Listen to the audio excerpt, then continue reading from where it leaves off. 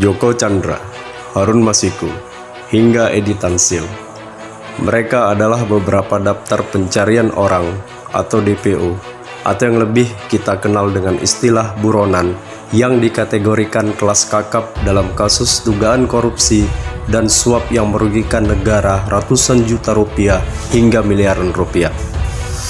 Yang menjadi menarik dalam kasus ini adalah mereka yang notabene adalah para DPO koruptor terlihat sangat licin, seolah para aparat penegak hukum kewalahan untuk menaklukkannya.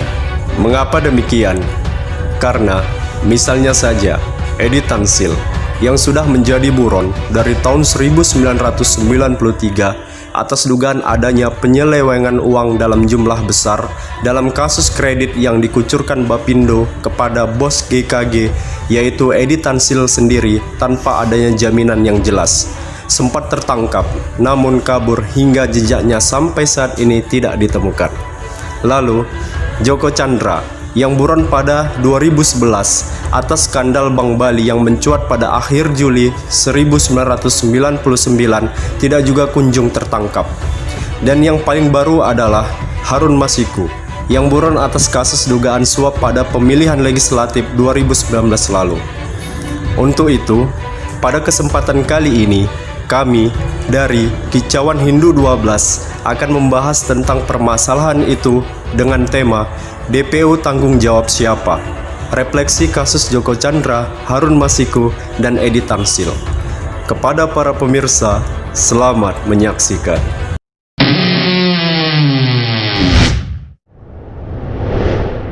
Assalamualaikum warahmatullahi wabarakatuh. Selamat datang di channel YouTube Kicauan Hindu 12. Channel YouTube Kicauan Hindu 12 kembali hadir dengan tema DPO tanggung jawab siapa, dengan pemateri Bang Irfan Saputra SHMH sebagai Wakil Direktur LBH Medan.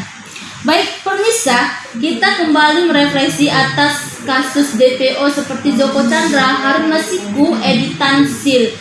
Dan kita juga sama-sama mengetahui bahwa seperti Joko Chandra dengan bebasnya dia keluar masuk ke Indonesia tanpa pengetahuan aparat penegak hukum, dan kita juga mengetahui bahwa Joko Chandra dengan mudahnya mendapatkan paspor seperti KTP, dan Joko Chandra juga bisa datang ke Pengadilan Negeri Jakarta Selatan untuk mengajukan PK. Baik, karena berhubungan materi kita sudah ada di sini, kita akan langsung bertanya kepada Bang Irfan. Bang, bagaimana pandangan Abang terhadap tentang apa itu DPO dan bagaimana mekanisme yang seseorang bisa dibilangkan DPO? Baik, terima kasih. Assalamualaikum warahmatullahi wabarakatuh. Menyoal tentang DPO yang hari ini sedang viral dibicarakan oleh seluruh rakyat Indonesia. Yang pertama, kita harus pahami apa itu DPO. Secara hukum, DPO itu tidak diatur dalam KUHP, melainkan telah diatur dalam Perkap. Apa itu Perkap? Peraturan Kapolri nomor 14 tahun 2012 tentang manajemen penyidikan. Perkap yang dimana diletakkan dalam pasal 31 itu menjelaskan apa yang dimaksud dengan DPO. DPO adalah seorang tersangka yang telah lebih dari 3 kali dipanggil namun tidak diketahui di mana keberadaannya. Oleh karena itu, penyidik dalam hal ini membuat daftar pencarian orang dengan menerbitkan surat pencarian orang. Itulah seorang yang dikatakan DPO. DPO juga melekat bukan hanya kepada status tersangka, melainkan ada 3 status, yaitu tersangka, terdakwa, dan terpidana. Dan ketika kita berkaitan dengan mekanisme penetapan orang sebagai DPO itu sudah jelas dikatakan dalam pasal 31 tadi, Perkap 14 tahun 2012 itu, yang berkaitan tentang manajemen penyidikan. Seorang tersangka yang telah dipanggil lebih dari 3 kali, ketika dia dipanggil tidak tahu keberadaannya atau di mana, itu sudah bisa dilekatkan kepada status bahwasanya DPO. Dalam hal ini, masyarakat awam mungkin agak awam mendengar apa itu DPO, tapi lebih lazim didengar dengan namanya buronan yang ada di masyarakat. Oleh karena itu, setelah dipanggil secara patut selama lebih dari 3 kali tidak hadir, maka penyidik dalam hal ini, misalnya dalam status dia tersangka, penyidik atau penyidik pembantu bisa menerbitkan atau dapat menerbitkan daftar pencarian orang. Itulah mekanismenya. Ya, Bang, jadi kan tadi abang bilang ada peraturan Perkap yang bahwasanya 3 kali jika seseorang itu dipanggil sebagai DPO, seseorang itu dipanggil 3 kali maka ditetapkan sebagai DPO. Apakah DPO ini ada batasan waktunya untuk ditetapkan dia tidak sebagai DPO lagi? Bagaimana, Bang? Baik, untuk masa waktu batas DPO itu apakah ada?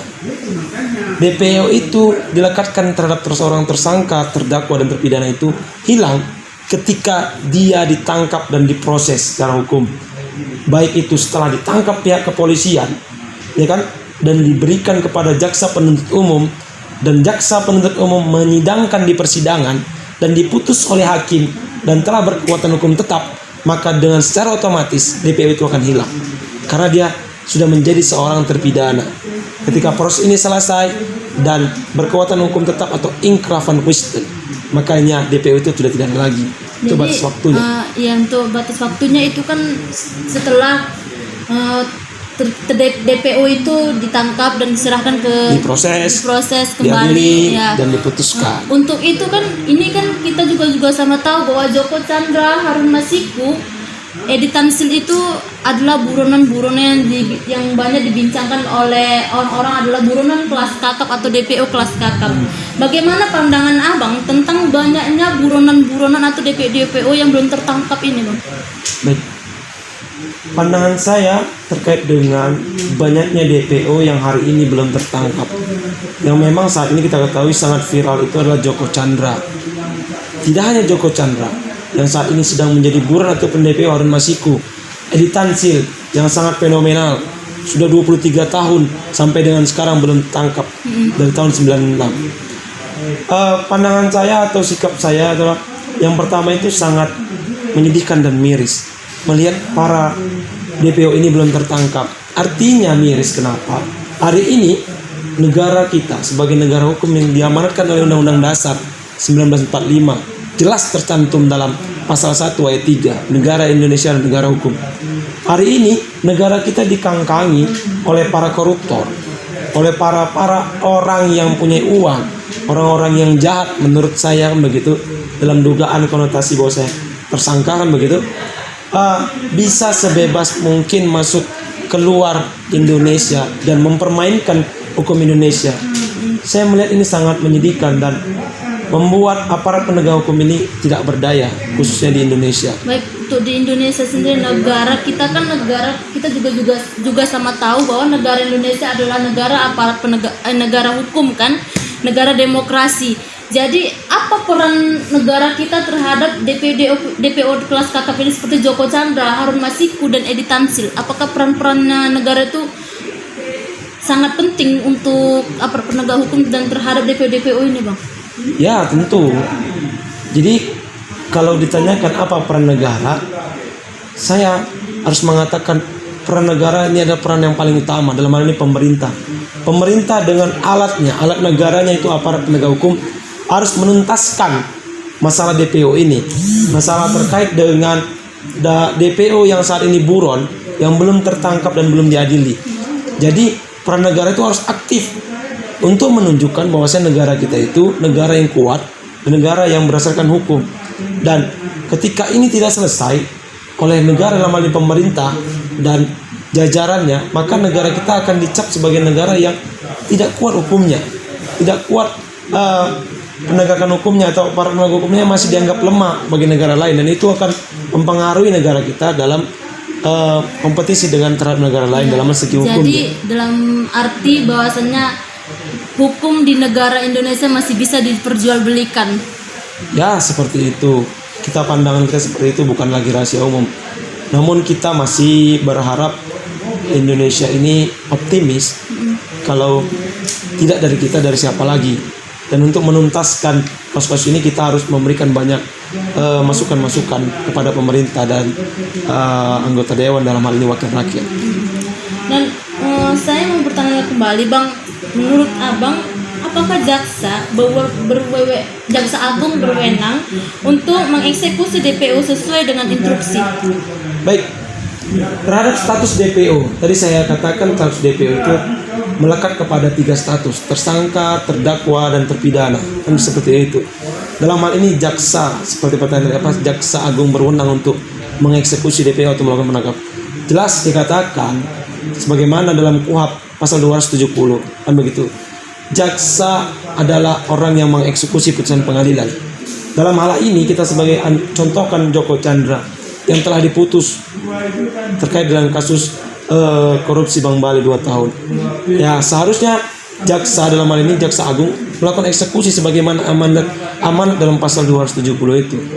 Dialah yang melakukan eksekusi, dan oleh karena itu pertanggungjawaban terhadap penangkapan ataupun menyidangkan Joko Chandra itu tanggung jawab jaksa, dalam hal ini institusi kejaksaan, dan jaksa agung sebagai pemimpin tertinggi bertanggung jawab untuk menyelesaikan masalah ini. Kita kan juga abang dari LBH Medan. Ya. Dan kita juga sama-sama tahu bahwa LBH Medan itu adalah lembaga yang konsen terhadap penegakan hukum dan hak asasi manusia. Dan saya ingin bertanya Bang, bagaimana pendapat LBH Medan sendiri terhadap buronan kakap seperti Joko Chandra yang telah ditetapkan pada tahun 2009 lalu jadi tersangka atau DPO sampai saat ini masih bisa bebas berkeliaran ke luar negeri dan bisa buat paspor dan KTP Bang. Seperti saya bilang di awal tadi, pendapat kita dalam hal ini LBH Medan sebagai lembaga yang konsen terhadap penegakan hukum dan asasi manusia, itu yang pertama pada prinsipnya kita harus menyatakan miris dan kecewa, dan begitu pandangan kita. Namun kita tidak pesimis bahwasanya pemerintah dalam hal ini dengan alat negara ataupun aparat penegak hukumnya dapat menyelesaikan ini. Terkait dengan Joko Chandra, Harun Masiku dari Tangsel, ini sebenarnya kalau menurut kita tidak begitu sulit. Kita yakin bahwasanya para penegak hukum di Indonesia ini mampu untuk melaksanakan itu, menyelesaikan ini. Namun kita masih belum melihat keseriusan dalam hal ini aparat penegak hukum untuk menyelesaikan ini. Oleh karena itu kita LBH Medan mendorong pemerintah untuk segera menuntaskan kasus ini. Demi apa? Demi terciptanya kepastian hukum baik terhadap korban maupun terhadap pemerintah. Karena apa? Kalau ini tidak tuntas akan menjadi presiden buruk terhadap negara dalam hal ini menegakkan hukum. Dan kita memang dari LBH Medan sendiri kan, apakah dari LBH Medan sendiri pernah menangani kasus DPO lainnya gitu Bang, yang kita juga tahu bahwasannya Joko Chandra ini adalah DPO yang kelas kakap Bang, kalau bahasa viralnya sekarang ini ya kan, bahwasanya DPO yang nggak kelas kakap itu masih banyak lagi. Bagaimana tanggapan LBH Medan Bang? Baik, sebenarnya momentum DPO Joko Chandra dan lain-lain itu sangat baik untuk kita seluruh rakyat Indonesia ini. DPO ini bukan hanya untuk diselesaikan terhadap DPO yang kelas kakap seperti Joko Chandra dan Masiku. Kita meyakini banyak DPO lain selain mereka yang memang tidak terekspos. LBH Medan sendiri saat ini mendampingi korban tindak pidana yang tersangkanya saat ini lebih kurang ada 13 orang DPO. Namun tidak ada kejelasan sampai dengan sekarang. Oleh karena itu, kenapa saya bilang momentum? Ini menjadi pintu masuk kepada pemerintah untuk membuat aturan ataupun regulasi terkait cara pencarian DPO secara efektif dan efisien. Kenapa saya bilang efektif dan efisien? Prinsip dalam hukum pidana itu ada efektif dan efisien misalnya. Cepat, tepat, dan tuntas. Jadi bukan hanya Joko Chandra, Harun Masiku dari Tangsel, DPO yang seperti dampingan LBH Medan saat ini harus segera juga ditangkap.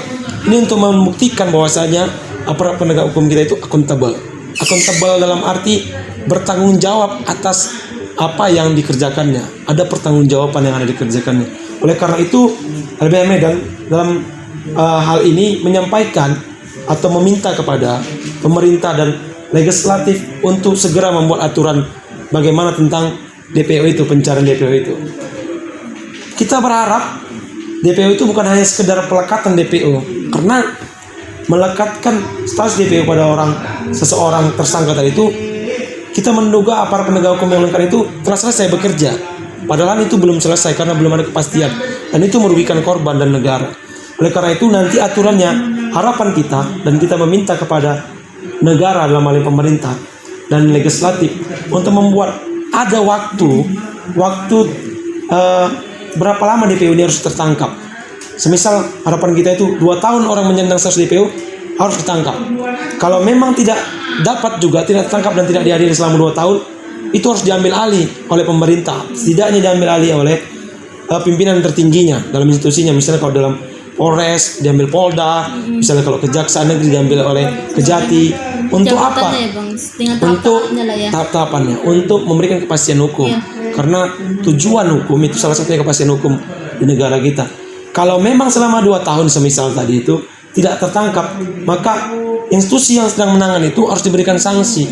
Karena apa? Artinya dia tidak serius mengerjakan itu. Untuk Jadi Joko Chandra sendiri ini kan Bang udah lebih dari 2 tahun. Terus tanggapan dari Abang gimana untuk kinerjanya aparat penegak hukum ini? Mungkin belum selesai mungkin ya, Bang. Oke, ini sudah berlarut kan. Iya, Oleh karena kasusnya itu patut kiranya memang diambil oleh pemerintah, dalam hal ini diwakili oleh presiden, dan presiden memerintahkan Kejaksaan Agung untuk segera melakukan penangkapan ini agar terciptanya kepastian hukum. Oleh karena itu saya bilang tadi akan ada, pemerintah ini harus membuat regulasi cara pencarian DPO itu bagaimana, mekanismenya bagaimana, dan tengah waktunya harus diatur. Apabila tidak selesai dalam waktu semisal 2 tahun, orang yang melakukan institusi yang melakukan penanganan itu harus ada punishment atau hukuman atau sanksi. Kalau memang berhasil dan ada reward misalnya kan begitu. Kalau tidak, harus diambil alih oleh atasannya. Mungkin itu yang kita harapkan dari BH Medan. Baik, terima kasih Bang. Untuk materi kali ini saya dapat mengambil hikmahnya bahwasannya masih kurangnya seriusan di negara sendiri dan untuk aparat penegak hukumnya terhadap kasus DPO kita ini kan Bang. Terima kasih Bang Irfan telah mau hadir di channel YouTube Kicauan Hindu 12 dan bersedia berbincang-bincang. Semoga perbincangan kita ini Bang dapat bermanfaat untuk masyarakat, untuk kita sendiri, khususnya untuk aparat penegak hukum dan negara di Indonesia ini Bang.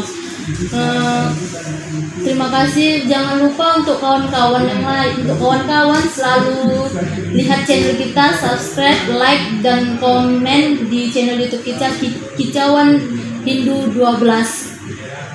Baik, assalamualaikum warahmatullahi wabarakatuh Bang. Keadilan untuk semua. Terima kasih.